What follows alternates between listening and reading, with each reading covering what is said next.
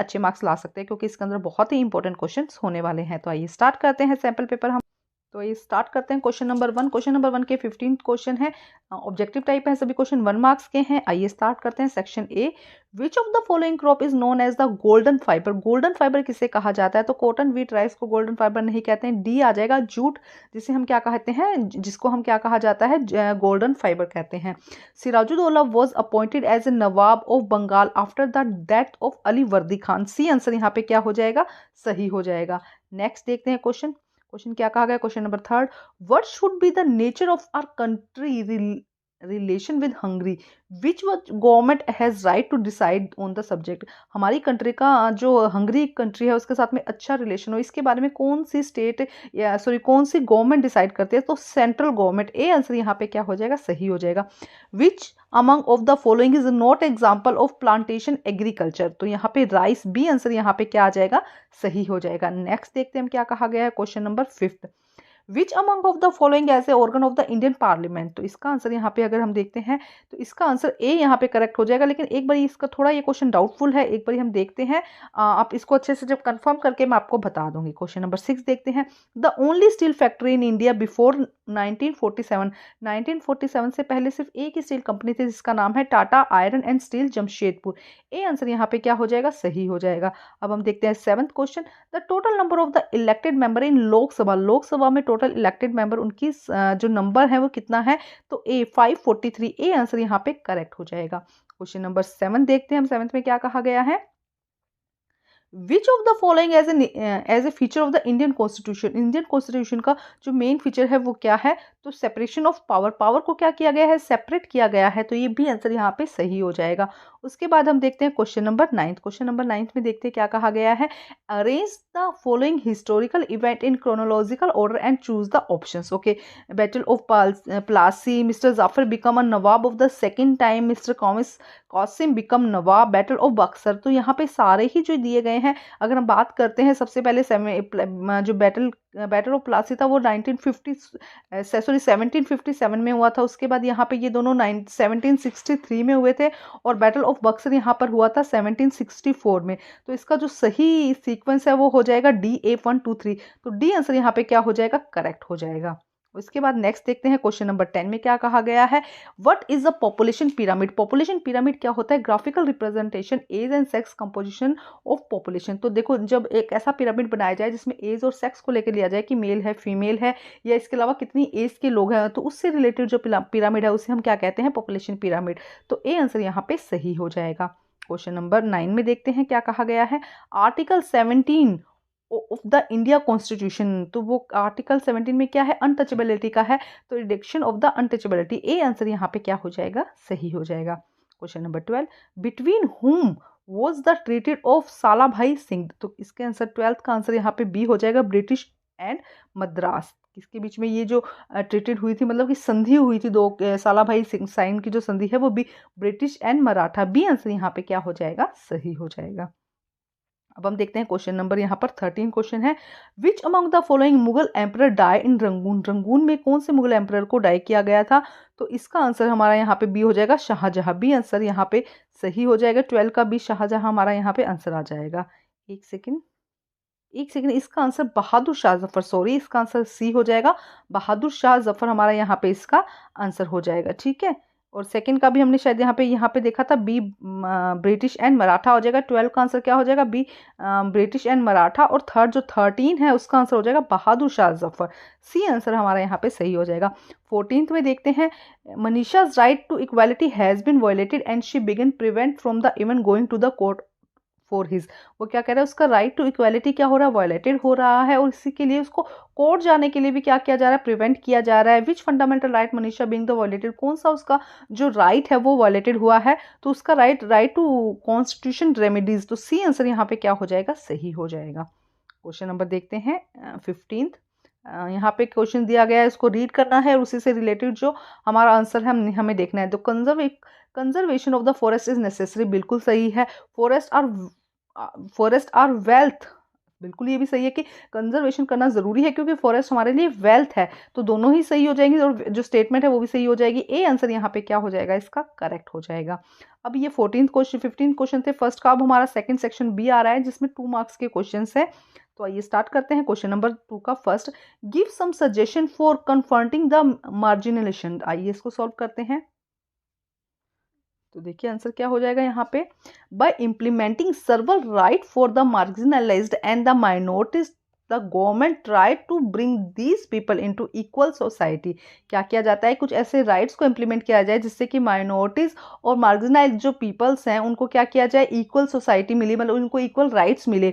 The governments make and implement the law of the prescribe the constitution bye setting up communities for the marginalised communities, और government ensure that safety, और उनकी safety का भी ध्यान रखा जाए। मतलब क्या क्या बातें हो सकती हैं, उनकी सेफ्टी का ध्यान रखा जाए, उनके राइट्स का ध्यान रखा जाए, उनको स्कॉलरशिप दी जाए जिससे उनकी एजुकेशन अच्छी हो सके, उनको जॉब्स अच्छी मिल सके। इन सब चीज़ों का क्या किया जा सकता है, सुधार किया जा सकता है। नेक्स्ट क्वेश्चन में देखते हैं क्या कहा गया है, mention the ill effect of marginalisations. जो पिछड़े लोग होते हैं या उनके हाशिएकरण वाले जो लोग हैं उनके लिए क्या इल इफेक्ट है, मतलब उनके क्या बुरे इफेक्ट उनके हेल्थ पर या उनके मेंटल पर क्या बुरे इफेक्ट पड़ते हैं, उसके बारे में क्वेश्चन है। देखो क्या आंसर हो जाएगा, on an individual level marginalisations can be lead to feeling of isolation. उनको कैसे फील होता है भाई आइसोलेट, एक देखो मार्जिनलाइजेशन क्या होते हैं, ऐसे लोग जिनको क्या होता है, एक ग्रुप एक सोसाइटी में 10 लोग हैं और एक अलग है, तो वो जो अकेला है कम है जो माइनॉरिटीज में है वो क्या करेंगे, फील टू आइसोलेशन। उनको लगेगा कि मान लो सबके फेस्टिवल सेम है, उनका फेस्टिवल अलग है, तो वो क्या करेगा, आइसोलेशन फील होगा उनको, लो सेल्फ स्टीम, उनको सेल्फ कॉन्फिडेंस अपना कम लगेगा, मेंटल हेल्थ इशू हो सकते हैं क्योंकि 10 लोग एक जैसे एक अलग है तो उनको कैसा लगता है, मेंटल हेल्थ इशू हो जाते हैं। तो ये सब प्रॉब्लम्स क्या उनको हो सकती है। नेक्स्ट देखते हैं question number, mention any 2 cause of soil degradation. Soil degradation के 2 आपको, नहीं question number 3, sorry question number 3 देखते हैं पहले। Explain the importance of battle of Plassey in the expansion of the British rule in India. Explain the importance of battle of Plassey in expansion of the British rule in India. आपको ये explain करना है कि battle of Plassey के कारण India के अंदर जो ब्रिटिश रूल है वो किस तरह से एक्सपेंशन हुआ, क्योंकि बैटल ऑफ प्लासी के टाइम पे क्या हुआ था, जो डचेस थे या इन सबको बाहर निकालने के बाद ही बैटल ऑफ प्लासी हुई थी, जिससे कि क्या हुआ, इसका बढ़ावा मिल गया ब्रिटिश को यहाँ पर सेटल होने का। आंसर देखो क्या कहा गया, in the year of the followed the British use their newly acquired revenue and military might to eject the European colonies rivals and the French and the Dutch from the rest of India. वो क्या कर रहे थे, rest of India से उन्होंने क्या किया था, जो भी उनके राइवल्स थे फ्रेंच एंड डचेस थे उनको क्या कर दिया था, बाहर निकाल दिया था। The victory at the Plassey started a process that eventually result in British rule over the sub continent. जिससे कि क्या होता, ब्रिटिश रूल सब कॉन्टिनेंट में क्या होना शुरू हो गया था, उसका बढ़ावा मिलना शुरू हो गया था। नेक्स्ट क्वेश्चन देखते हैं। क्वेश्चन नंबर यहाँ पे हम बात करते हैं थर्ड क्वेश्चन कर चुके हैं। Question number 4, mention any 2 causes of the soil degradation. Soil degradation के जो कॉजेज है उनके बारे में हमें बताना है। तो आइए देखते हैं आंसर इसका। तो देखिए इसके आंसर किस तरह से लिख सकते हैं। First, wind, when strong winds blow the top soil along with the organic matter carried away the wind. देखो क्या कह रहे हैं, जब तेज हवाएं चलती है तो जो टॉप सॉइल होती है जिसके अंदर ऑर्गेनिक मैटर होता है वो भी लेकर उड़ जाती है, जिससे कि क्या होता है, सॉइल डिग्रेडेशन होता है। Water, when rain in the hilly areas the soil get washed away from towards the plain. क्या है, जब मान लो इस हिली एरिया में कोई बारिश हो रही है, रेन हो रही है, तो यहाँ की जो टॉप सॉइल है वो भी इसके साथ बहकर प्लेन्स में चली जाती है। ओवर ग्रेजिंग, ज़्यादा चराई की वजह से ज़्यादा एनिमल्स क्या करते हैं, पूरी सॉइल को जब खाते हैं प्लांट को तो उखाड़ कर खा लेते हैं, जिससे कि वो सॉइल क्या है, जो टॉप सॉइल है वो भी क्या हो जाती है, हिल जाती है, जिसकी वजह से क्या डिग्रेडेशन होता है, डिफोरेस्टेशन, एफोरेस्टेशन और ह्यूमन एक्टिविटीज। नेक्स्ट देखते हैं, नेक्स्ट क्वेश्चन देखते हैं। Question number 5, mention your thought of the Jallianwala Bagh massacres. आपको क्या बताना है, जलियांवाला बाग का जो कांड हुआ था उसके बारे में आपको बताना है। तो आइए देखते हैं इसका आंसर। देखिए क्या हो जाएगा, the Jallianwala Bagh massacre thought at the importance of standing up against injustice. Jallianwala Bagh हमें क्या सिखाता है, इनजस्टिस के अगेंस्ट किस तरह से आप खड़े रह सकते हो उसके बारे में दिखाता है। जलियांवाला बाग मैस्कार्स ऑफ अमृतसर 1919 बैसाखी वाले दिन हुआ था, 13 अप्रैल 1919 को कहते हैं इसको। Incident then which British troops kill several 100 unarmed Indian protesters. क्या कहा था, वहाँ पे वो कुछ लोग इकट्ठे हुए थे जलियांवाला बाग के अंदर और वो नॉर्मल बात कर रहे थे, तभी वहाँ पे क्या हुआ था, जो ब्रिटिश थे वो आए और उन्होंने क्या किया, सर्वल्स 100 अनआर्म्ड, मतलब उनके पास में कोई हथियार भी नहीं थे, ऐसे लोगों लोगों पे उन्होंने गोलियां चला दी और उनको मार दिया। तो इसके बारे में आप चाहें तो इसके अंदर और भी वर्ड्स ऐड कर सकते हैं, और भी कुछ इसके अंदर चाहें तो लिख सकते हैं। नेक्स्ट क्वेश्चन देखते हैं, क्वेश्चन नंबर 5 का B, explain the feature of the Rowlatt satyagraha. Rowlatt satyagraha के बारे में आपको यहाँ पर लिखना है। आंसर देखिए, Rowlatt satyagraha was establish to oppose the Rowlatt act but as a non violent matter. Rowlatt satyagraha जो था, रोल्ड सत्याग्रह था, वो किसके अपोज में, रोल्ड एक्ट जो हुआ था उसके अपोज में क्या किया गया था, ये सत्याग्रह बनाया गया था, ये चलाया गया था, जो कि नॉन वायलेंट था, बिल्कुल इसमें हिंसा का यूज नहीं किया गया। The main aim the Rowlatt act satyagraha was to deal the with British government non violently. उसके साथ कहा गया था भी नॉन वायलेंटली, मतलब बिल्कुल भी हिंसा नहीं की जाएगी, अहिंसा के साथ क्या किया जाएगा, ये जो एक्ट है वो, ये जो सत्याग्रह किया जाएगा। Rowlatt satyagraha is justice to oppose to Rowlatt act and British government without any kind of violence by the Gandhi and other member. और इसके रूलर्स के जो, इसके जो हम कहेंगे सपोर्टर कौन थे, गांधी जी और अलग मेंबर्स थे, जिन्होंने इसको कहा था कि रोल्ड सत्याग्रह वो करेंगे, ब्रिटिश के अपोज में करेंगे, लेकिन कैसे करेंगे, नॉन वायलेंस के साथ में, मतलब बिना किसी हिंसा के साथ में उन्होंने क्या किया था, इसका साथ देना शुरू किया था। अब देखते हैं नेक्स्ट क्वेश्चन, हम यहाँ पे अब 3 मार्क्स के क्वेश्चन हो गए हैं। आप वहाँ, अब ये 3 क्वेश्चन से, अभी तक 2 नंबर के क्वेश्चन से, अब क्वेश्चन नंबर 6 कर रहे हैं। आप मेरा इंस्टाग्राम पे भी एक पेज है, उसको लाइक कर सकते हैं, फॉलो कर सकते हैं। वहाँ पे आपको सीधा आंसर्स की मैं फोटो क्लिक करके दे दूंगी, जिससे कि आपको बार बार जैसे वीडियोज में थोड़ा अगर कुछ समझ नहीं आ रहा तो वहाँ से आप आंसर्स क्लिक ले सकते हैं। प्लीज़ उसको फॉलो कीजिएगा, लाइक कीजिएगा। स्मार्ट स्टडी 10 करके उसका पेज का नेम है, मैं आपको उसका पेज दिखा दूंगी, आप उस पर जाकर उसको क्लिक करिए, लाइक कीजिए, जिससे कि क्या होगा, ज़्यादा से ज़्यादा क्या होंगे, फॉलोअर्स बनेंगे, जिससे कि आपको ज़्यादा से ज़्यादा क्या मिल जाएगा, उससे स्टडी मटेरियल और ये सब मिलना थोड़ा आपको आसान हो जाएगा। और उससे अगर कोई बात होगी तो हम उस पर लाइव आके आपसे कोई कांटेक्ट भी कर सकते हैं आप मुझसे, तो वहाँ पे इसको ज़रूर फॉलो कर लीजिएगा। तो अब हम देखते हैं next question, question number 7, describe the approach of the orientation traditional regarding to the Indian education. एक सेकेंड, अभी हमने शायद 6 क्वेश्चन भी नहीं किया। Mention the feature of Rajya Sabha, तो 3 मार्क्स का क्वेश्चन, आइए करते हैं इसको।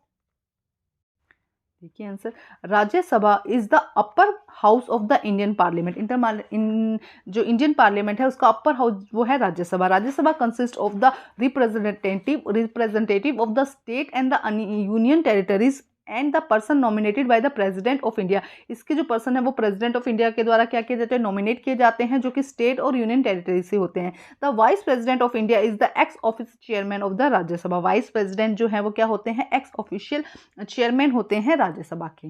नेक्स्ट देखते हैं, नेक्स्ट क्वेश्चन देखते हैं, question number B, mention the feature of the Lok Sabha. Lok Sabha के मेन जो फीचर्स हैं आपको बताने हैं, ये देखते हैं इसका आंसर। आंसर्स देखिए, the Lok Sabha is compose to representative of people chosen by the directly election on the basis of the universal adult suffrage. देखो क्या कहा जा रहा है कि लोकसभा में क्या होता है, जो सीधे इलेक्शंस होते हैं उनसे जो लोग चुने जाते हैं वो लोकसभा के मेंबर्स होते हैं। The constitution of India allow to maximum 550 member in the those in house, in 550 in the representative of state and 20 in the union territories. तो उसके अंदर टोटल 550 मेंबर हो सकते हैं, लेकिन अगर हम बात करते हैं इंडिया में तो 543, अभी ये क्वेश्चन आया भी था उससे रिलेटेड, तो 543 मेंबर्स हैं।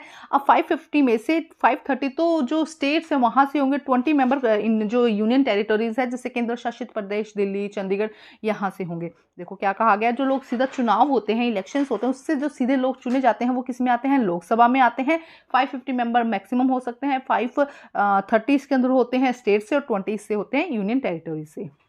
अब हम देखते हैं क्वेश्चन नंबर 7। देखो क्या कहा गया क्वेश्चन नंबर में, describe the approach of the orientation traditional regarding the Indian education. Question number देखिए, the eastern education philosopher stress a meaningful life to produce a idea life to individual and focus on value the effect of life style, while western education philosophy looks on the learning process of education institute in a producing knowledgeable and the content students. देखो क्या कहा जा रहा है, eastern education जो पहले की education थी उसमें ईस्टर्न में क्या कहा गया कि किस तरह से फिलोसफी होनी चाहिए कि एज ए लाइफ फोकस करना, लाइफ पे किस तरह से इंडिविजुअल फोकस कर सकता है, अपनी लाइफ वैल्यूज को किस तरह इंक्रीज किया जा सकता है, अपने लाइफ स्टाइल को कैसे इफेक्ट करते हैं ये सब चीज़ें। जबकि जो वेस्टर्न एजुकेशन है, जो अब का मॉडर्न एजुकेशन है, उसमें क्या है, एक इंस्टीट्यूशन बना दो, एक स्कूल बना दो, बच्चे को ज्ञान दे दो, नॉलेज दे दो, लेकिन बेसिक चीज़ें चाहे उसको ना पढ़े पता चले, लेकिन उसको क्या होना चाहिए, ज्ञान होना चाहिए ना। तो यहाँ पे ये कहा गया कि एक व्यक्तित्व को भी सुधारना जरूरी है।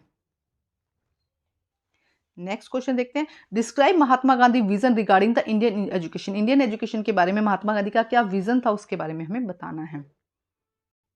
देखिए answer, Mahatma Gandhi instead the education that should develop all except of the individually harmonious.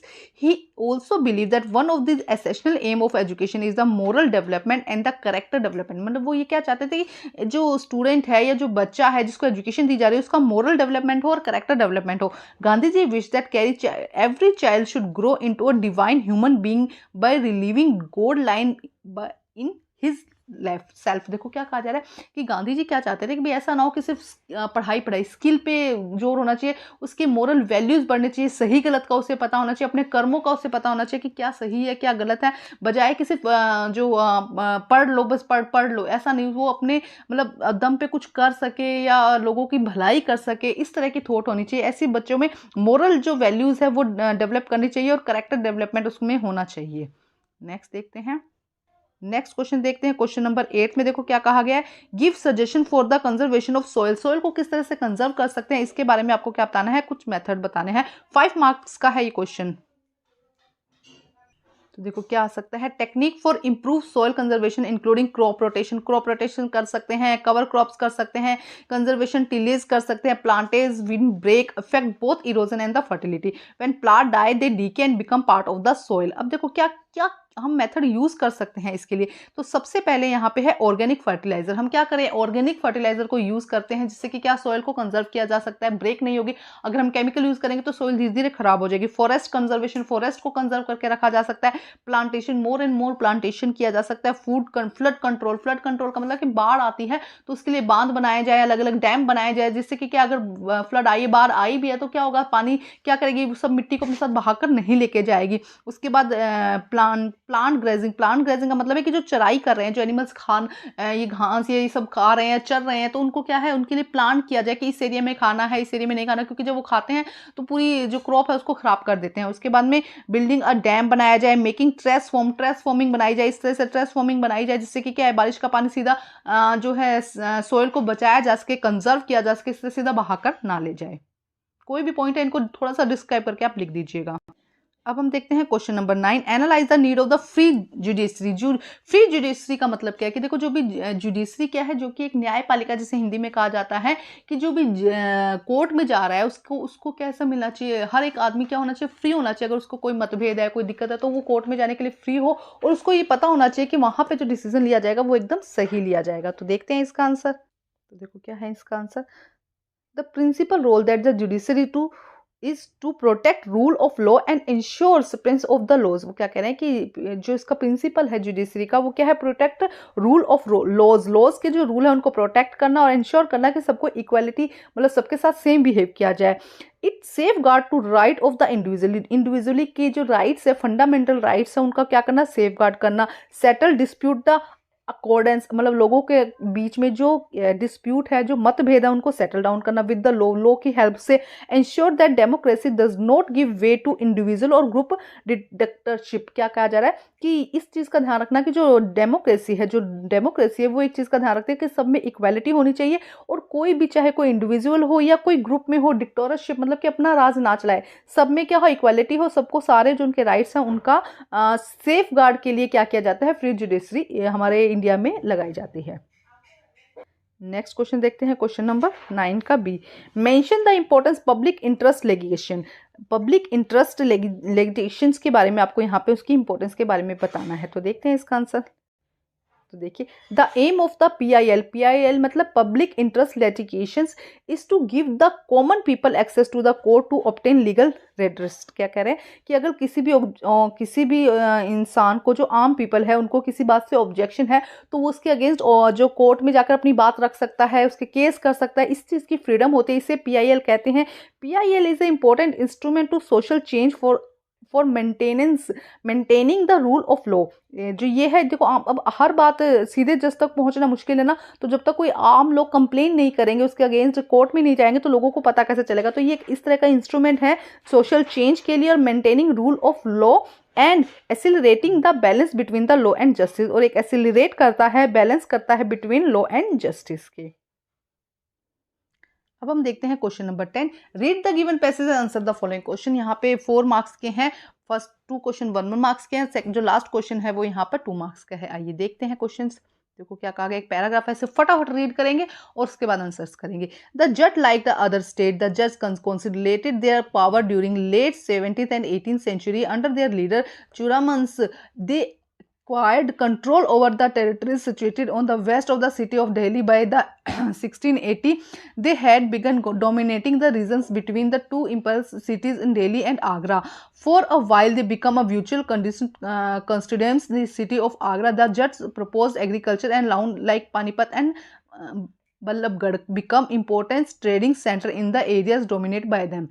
Under Surajmal, the kingdoms or Bhattarpur emerged a strong state. When the Nadir Shah sacked in Delhi in 1737, many cities was the noblest look refused there. His son Jahavir Shah was 38,000 troops are on and the held another 20,000 Marathas and 15,000 Sikh troops to fight the Mughals.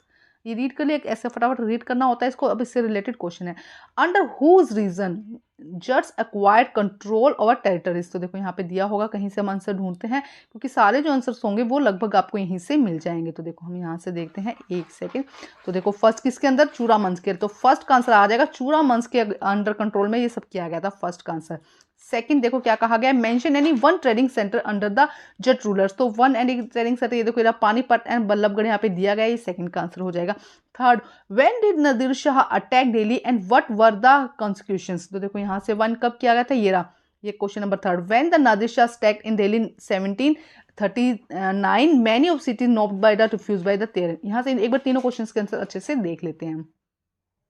अब देखो क्या लिखा गया, first का चूड़ामन हो गया, second का Panipat and Ballabhgarh हो गया, थर्ड में इन 1739 the Iranian ruler Nadir Shah spread headed a rapid vanish of Mughal rear, which culmination with the occupation of the Mughal capital Shahjahan Delhi in the extension of worst trouble from the Mughal king Muhammad Shah and his novel। तो देखो यहाँ से answer लिखने से अच्छा है आप paragraph में से ढूंढो, ज़्यादा याद भी करने को नहीं, क्योंकि कुछ भी आ सकता है ना, तो मेन आपको आंसर चूज करना आना चाहिए वहाँ पे कि कहाँ पर हम चूज कर रहे हैं और कैसे वर्ड्स का यूज कर रहे हैं। नेक्स्ट देखते हैं, रीड करते हैं।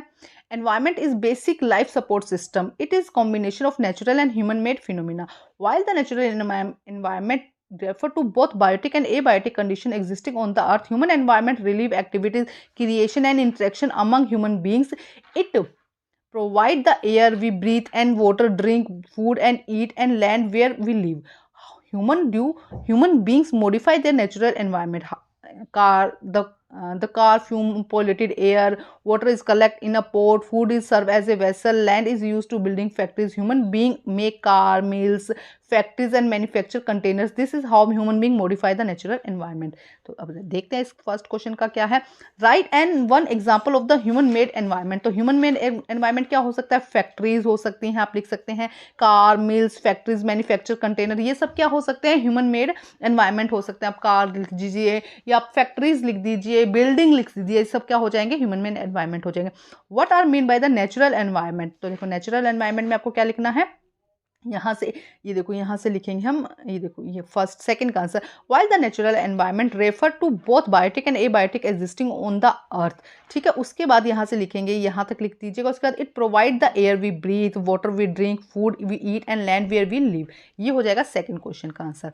अब देखिए third, how does the human change the environment by the nature. तो देखो यहीं से लिख सकते हैं the car, question number third का आंसर लिख देंगे। पहले यहाँ से लिखना, तो ये भी लिख सकते हैं एक लाइन आप देखो, ह्यूमन जो यहाँ से देखो, human environment relieve the activity creation and interact among the human being. First आपने यहाँ से लिख दिया। देखो थर्ड इसी में से चूज करते हैं, मैंने अलग से भी लिख रखे आंसर, लेकिन मैं यहीं से करवाना चाहती हूँ कि आपको एग्जाम में यहाँ से करने आ जाए। उसके बाद the car polluted the air, water is collected a port, food is serve and in vessels, land in use to build factory, human being make car, mills, factories and manufacture container. This is how to human being modify their environment. तो देखो three का answer 2 marks का हो जाएगा, आपको यहीं से ही सीधा सीधा लिख लेना है।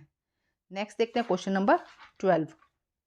During the debate and assembly MLA can express the opinion and ask question related to the issue of the given suggestions about the what should done by the government. Those who wish to can respond this the minister that reply the questions and try to assure assembly that accurate step in the taken. The chief minister and the other minister have to take decision and the rule the government. They usually hear about the see and them the news channel and the papers. However, the whatever decision being taken on the approved by the member of the legislative assembly. In a democracy, these member can also question, debate an important issue, decide to where our money should be spent. Okay ये read कर लिया भाई, ये किस तरह से money spend की जाती है, कैसे हमें पता चलता है, ये सब चीज़ें हमने देख लिया। अब क्वेश्चन रीड करते हैं। Who is a member of legislative member, कौन कौन जो है वो लेजिस्लेटिव मेंबर की, who is member of legislative assembly. देखो इसमें कौन कौन मेंबर हो सकते हैं, chief minister and ministers, other MLAs, ये सब क्या होते हैं, इसके मेंबर्स होते हैं। The chief minister and other ministers और MLA can be the member of the legislative assembly. Mention any one function of the legislative assembly, का फंक्शन बताना है, यहाँ से हो जाएगा। The during the debate in assembly MLA can express their opinion, ask the question related to the issue and suggestion about the what should be done by the government. ये यहाँ तक हो जाएगा, ठीक है, ये फर्स्ट सेकंड का answer हो जाएगा। थर्ड देखिए, how do we know about the decision taken by the legislative assembly, हमें किस तरह से पता चलेगा कि लेजिस्लेटिव असेंबली ने कोई डिसीजन लिया है, तो बाय न्यूज चैनल और द पेपर, यहाँ से लिखेंगे in the news we can see, या यहाँ से लिख दीजिए क्वेश्चन नंबर थर्ड का answer, we usually hear about them see the news channel और इन द पेपर, तो थर्ड का आंसर यहाँ से हो जाएगा। नेक्स्ट देखते हैं question number 13, growing population and their ever growing demands has to lead to the large scale of the destruction of the forest cover and the arable land and the create a fear to losing these natural resources. Therefore, the presence of the degradation of land must be checked. Afforestation, reclamation, regulation, use chemical pesticide and fertilizer, check overgrazing, some of the some common methods used to the conserve land resources. देखो क्या answer हो जाएगा इसका question number 13 में। देखो, mention any one method conservation of forest land को conserve करने के मेथड बताने हैं, तो देखो यहाँ से आ जाएगा, यहाँ से आंसर दिया गया है। सॉरी फर्स्ट का आंसर है ये, फर्स्ट का यहाँ से लेकर आप पूरा सारे के सारे मेथड बता दो, चाहे एफॉरेस्टेशन सिंगल लिख दो, चाहे पूरी लाइन लिख दो, कुछ भी आप लिख सकते हैं। सेकंड देखो, why is necessary natural resources necessary for us, हमारे लिए नेचुरल रिसोर्सेज क्यों जरूरी है, क्योंकि हमारा सर्वाइवल नहीं है, अगर नेचुरल रिसोर्सेज नहीं होंगे तो हमारा जिंदा रहना मुश्किल है, क्योंकि हम पूरी तरह से नेचुरल रिसोर्सेज पर ही डिपेंडेंट है। अब इसका आंसर देखते हैं। नेक्स्ट देखिए क्वेश्चन क्या है, how is growing population is cause destruction of forest cover, क्या कहना है कि पॉपुलेशन जैसे जैसे बढ़ रही है तो वो फॉरेस्ट को डिस्ट्रक्शन क्यों होता जा रहा है, क्योंकि डिमांड भी बढ़ रही है ना, ये देखो, क्योंकि ओवर डिमांड, जैसे जैसे पॉपुलेशन बढ़ रही है उनकी डिमांड बढ़ती जा रही है, लोग बढ़ते जा रहे हैं, लोगों को रहने के लिए ज़्यादा जगह चाहिए, ज़्यादा खाना चाहिए, उनका वेस्ट मटेरियल ज़्यादा है, तो हर एक चीज़ के लिए क्या है, डिमांड बढ़ती जा रही है, जिसकी वजह से क्या है, देखो growing population and their demand, यहाँ से लिख सकते हैं इसका आंसर, आप अभी लिखवा भी दूंगी लेकिन यहाँ से भी लिख सकते हैं। देखो growing population and their ever growing demands, main क्या है, demands had to lead to large scale destruction of forest cover and arable land has create a fear to losing the natural resources। तो ये हो जाएगा आपका third का answer. आइए second का करते हैं, क्या कहा गया है, देखिए सेकंड और थर्ड में आप ये लिख सकते हैं, among the natural resources land is the most important because human and other animal live on land, air is very important we breathe, इसके अलावा आप लिख सकते हैं water is very important, they give many things that we are depend on the purely we depend on the natural resources, forming and established factories, road, rail transport, canal, reservoir and build their land resources are used to diverse way are the satisfied various human need। तो देखो main यहाँ पे सिर्फ एक इस land के बारे में बता दिया, लेकिन आप we need land, air, उसके अलावा water, without land, air, water we can't survive, so we need natural resources। इस तरह से सीधा सा आंसर लिख सकते हैं। इसका नेक्स्ट देखते हैं third question, increasing population has resulted the various problem such as deforestation, cutting the tree off to make room for the more house and other product and result to the reduction of the forest area। अब जब ज़्यादा ज़रूरत होगी तो पेड़ों को काटना पड़ेगा, पेड़ों को काटना पड़ेगा तो जगह मिलेगी हमें, तो इसीलिए पॉपुलेशन क्या है, इसके लिए एक श्राप बन गया है। generation to waste a result in the increasing population, the amount of the waste generated human on the earth is increase। तो वेस्ट मटेरियल इंक्रीज हो रहा है, जिससे कि क्या है, जो वेस्ट मटेरियल के भंडार लगे जा रहे हैं उनको संभालना, तो पॉपुलेशन जैसे जैसे बढ़ रही है नेचुरल रिसोर्सेज कम होते जा रहे हैं, रहने की जगह की मतलब कम है उनको, इसके लिए पेड़ों को काटा जा रहा है, तो इसके अंदर इस तरह का आप आंसर लिख सकते हैं। नेक्स्ट देखते हैं, अब हम करते हैं नेक्स्ट क्वेश्चन।